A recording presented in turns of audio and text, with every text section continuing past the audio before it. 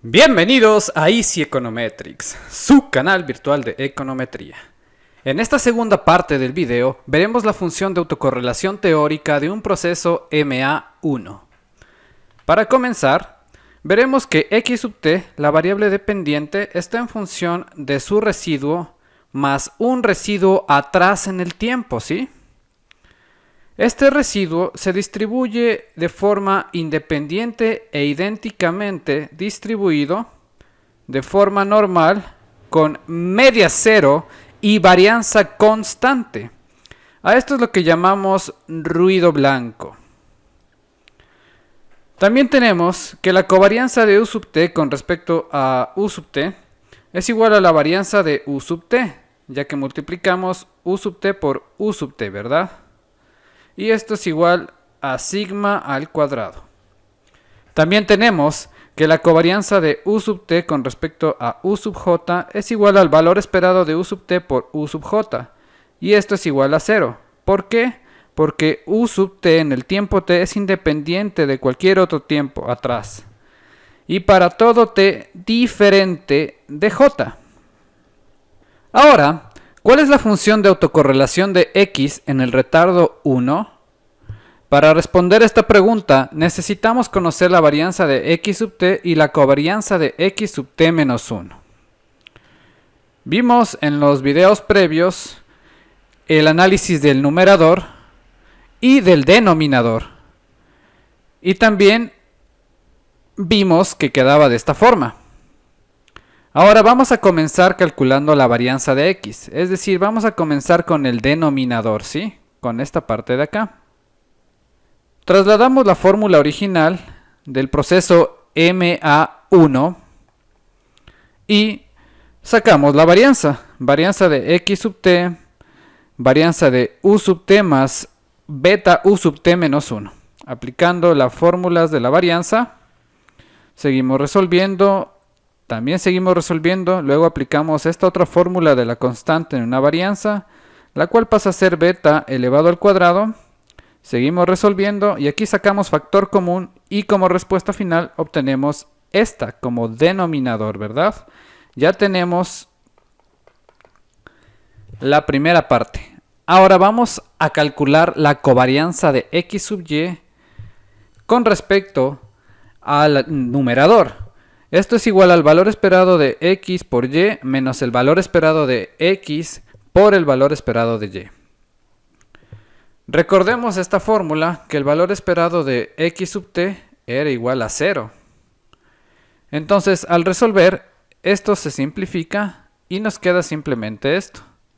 Ahora reemplazamos la fórmula original de u sub t más beta u sub t menos 1. Que recordemos que esto era igual a x sub t. Ahora vamos a reemplazar esto aquí.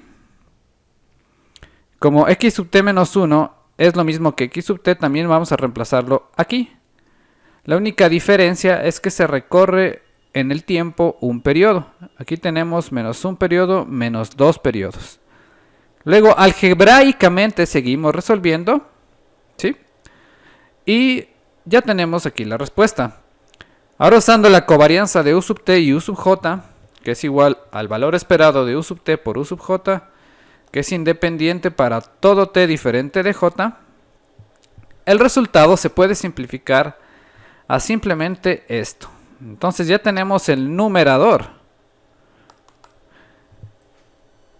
Ahora, una vez calculado la varianza y la covarianza, podemos sustituir los resultados para encontrar la autocorrelación en el retardo 1. Sustituimos y tenemos que en el retardo 1 este es el resultado. Ahora, ¿qué hay acerca de la autocorrelación con retardos mayores a 1? Vamos a comenzar con el retardo en el lag 2. De igual forma simplificamos, sustituimos con la fórmula original, resolvemos, multiplicamos. Valor esperado de U sub t por U sub t menos 2 da 0, esto da 0, esto da 0 y esto da 0. Entonces, cuando MA1 es mayor a un retardo 2, vamos a obtener que va a ser 0. ¿Sí? Si x sigue un proceso MA1, x sub t y x sub t menos 1 estarán correlacionados, pero x sub t no estará correlacionado con x sub t menos 2, ni con retardos lags más largos de x. Función de autocorrelación teórica de un proceso MAQ. Vemos que ahora tenemos más periodos atrás en el tiempo. U sub t menos 2, U sub t menos 3, menos 4 y así sucesivamente hasta U sub t menos k. De igual forma, sigue la propiedad de idénticamente e independientemente distribuido con media cero y varianza constante.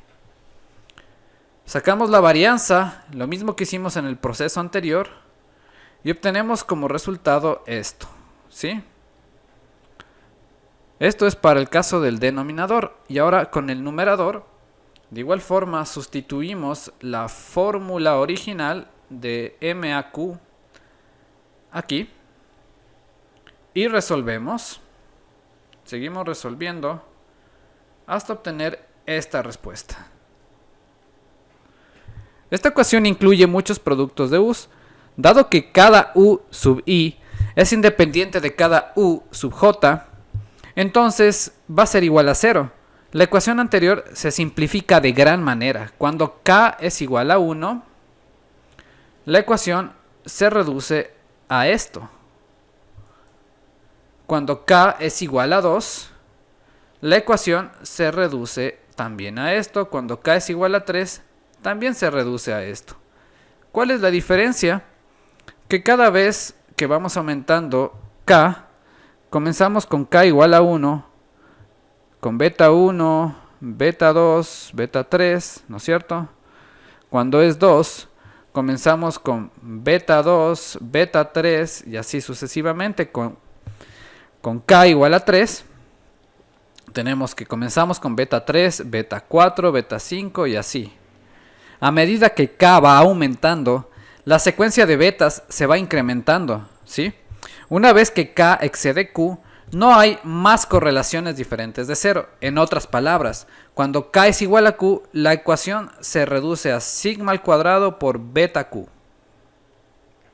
Y cuando k es mayor a q, la ecuación es igual a 0. Ahora, vamos a calcular las autocorrelaciones que forman la función de autocorrelación. La autocorrelación en el retardo k igual a 1 se encuentra reemplazando las ecuaciones en la fórmula de la correlación. Entonces reemplazamos los resultados anteriores y obtenemos como respuesta esto. Cuando el retardo es k igual a 2, obtenemos esta respuesta. Cuando k es igual a 3, de igual forma teóricamente obtenemos esta respuesta. Cuando k es igual a q, lo mismo, esta respuesta, y cuando k es mayor a q, ya es igual a 0. Entonces, la función de autocorrelación de un proceso MAQ está dada por los valores de estas ecuaciones. Vamos a poner un ejemplo. Supongamos que un proceso MA3 fue igual al siguiente. Equipados con las fórmulas para la función de autocorrelación de un proceso MAQ, podemos calcular las autocorrelaciones teóricas en los retardos 0, 1, 2, 3 y cuando k es mayor a 3. Notemos que cuando k es igual a 1, tenemos este resultado. Cuando k es igual a 2, va a ser menor al resultado anterior. Cuando k es igual a 3, va a ser mucho menor al anterior. Y cuando k es mayor a 3, ya es igual a 0. Entonces, gráficamente se va a ver de esta forma. En el retardo 1, en el retardo 2, en el retardo 3, tenemos valores, pero ya en el retardo 4 es igual a 0. Funciones de autocorrelación parcial. Las funciones de autocorrelación parcial son más difíciles de derivar, así que solo veremos sus propiedades generales. Estas PACFs son similares a las ACFs, con excepción de que remueven el efecto de otros retardos. Esto es, la PACF en el retardo 2 filtra el efecto de la autocorrelación en el retardo 1. Igualmente, la autocorrelación parcial en el retardo 3 filtra el efecto de la autocorrelación en los retardos 2 y 1. Aquí la regla de oro es que las PACFs son lo opuesto de las ACFs. Podemos ver que es como un espejo. Cuando Mickey se ve al espejo, ve su opuesto, ¿verdad? Eso es. Este Mickey de acá es el ACF y su reflejo es el PACF, es decir, lo contrario. Mientras que el ACF de un proceso ARP decrece exponencialmente. ¿Sí? Si ponemos un proceso ARP, el ACF tendremos que decrecerá exponencialmente, ¿sí? Tenderá a 0. Su PACF va a ser lo contrario. Va a mostrar diferentes picos hasta llegar al retardo P y luego va a ser 0, ¿sí? De 1 hasta P. La ACF de un proceso MAQ tiene picos diferentes de 0 hasta que el lag Q y 0 después del lag Q. Mientras el PACF decrece hacia 0 y a menudo tiene un poco de oscilación. Esto ya lo vamos a ver más adelante. Resumen, ACFs y PACFs teóricos. Procesos ARP. Las ACFs en un proceso ARP decaen lentamente, como ya lo vimos. Tenemos pico 1, pico 2, pico 3 y así van decayendo hasta llegar a 0, ¿verdad? Entonces del lag 1 hasta el lag P, este proceso va a tener picos y va a decrecer lentamente. Mientras que las PACFs muestran picos desde el lag 1 hasta el lag P, de igual forma. Va a mostrar diferentes picos y luego va a ser 0. Los procesos MAQ. Las ACFs muestran picos desde el lag 1 hasta el lag Q, ¿verdad? Aquí es Q. Y luego se corta a 0. Entonces va a mostrar diferentes picos. Aquí 1, aquí para abajo puede ser, acá hasta el lag Q y luego aquí va a ser 0. Mientras que las PACFs, como es lo contrario, va a decrecer de forma exponencial, poco a poco hasta llegar a 0. Y a menudo presenta oscilación. Puede estar por acá abajo, por acá, pero van a tender a 0, siempre. Ahora, un proceso ARMA-PQ. Aquí es diferente porque las ACFs decaen lentamente, ¿sí? Y de igual forma el PACF decae lentamente. Entonces tenemos un proceso similar. Vamos a ver ejemplos de gráficos de ACFs y PACFs teóricos. Tenemos el gráfico número 1.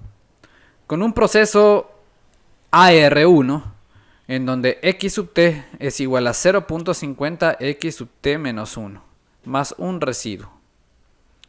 Vemos que es positivo. Entonces, ya vimos que la forma teórica decrece lentamente, ¿sí? Hasta el lag 0, ¿verdad? Hasta que sea 0. Y el PACF va a mostrar de qué orden es. Como tenemos solo un pico, es de orden 1, lo cual confirma que es un proceso AR1, ¿verdad? Vamos a ver otro gráfico. Es el mismo ejemplo, pero esta vez el signo de 0.50 es negativo. Vamos a ver que igual tiende a 0 el ACF. ¿sí? Mientras que el PACF muestra los picos, es decir, su orden. Y este también, como tiene un solo pico, es de orden 1. Y este, como tiende a 0, es un proceso autorregresivo. Recordemos esto, este es un ACF y esto es un PACF. Ahora vamos a ver este otro proceso. Analicemos primero el PACF. Tenemos un pico, tenemos dos picos, es de orden 2. Y el ACF, ¿qué podemos ver? Que decrece lentamente hasta llegar a 0. Es un proceso autorregresivo de orden 2. Sí, y lo confirmamos con la fórmula que es 0.50x sub t menos 1 más 0.20x sub t menos 2. El siguiente, ¿qué proceso será? Vemos el PACF, tenemos el pico 1, tenemos el pico 2, es de orden 2. Y aquí, ¿qué tipo de modelo será? ¿Será MA o será autorregresivo, AR? Vemos que aquí tenemos un pico, aquí tenemos otro pico. Este decrece a 0 directamente. Aquí tenemos otro pico que decrece a 0. Entonces es AR de orden 2. Aquí tenemos otro ejemplo de un AR2. Esta vez 0.50 y 0.20 son negativos. Vemos que el ACF tiende a 0. Y el PACF tiene un pico y tiene dos picos. Es un proceso AR de orden 2. Vamos con el siguiente gráfico, que es un ejemplo de un MA1, en donde X sub t depende de su residuo más un residuo atrás en el tiempo. Como es lo contrario, ahora en el PACF van a decrecer hacia 0, ¿sí? Es lo contrario que el proceso autorregresivo. Si en el PACF decrece a 0, ya sabemos que es un proceso MA. Y ahora vamos a ver de qué orden será. Vemos solo un pico. Entonces es un proceso MA de orden 1. Otro ejemplo de MA1. Vemos igual. En el PACF decrece hacia 0. Lo que nos dice que definitivamente es un proceso MA. Y en el ACF tenemos un pico. Entonces es MA de orden 1. Siguiente ejemplo. MA de orden 2. Vemos el PACF decrece hacia 0, decrece hacia 0 y decrece hacia 0. De orden 1 y 2. MA2.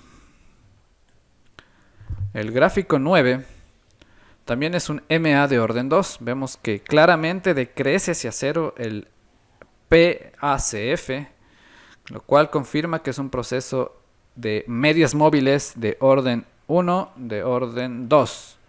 Como respuesta es MA2. También tenemos el siguiente proceso MA2, que es mucho más obvio que el anterior, porque aquí decrece a 0 directamente, lo que nos dice que es un proceso MA de orden 1 y de orden 2. ¿Sí? Ahora vamos a ver un proceso ARMA 1.1, en donde en ambos, el ACF y el PACF, decrecen hacia 0, ¿sí? Decrece, decrece, decrece, decrece hacia 0. Aquí también ambos decrecen hacia 0. Decrecen hacia 0. Entonces es un proceso ARMA 1.1. Y hasta aquí llega este gran video. Continuaremos en los siguientes con más temas emocionantes sobre series de tiempo y muchas gracias por su atención.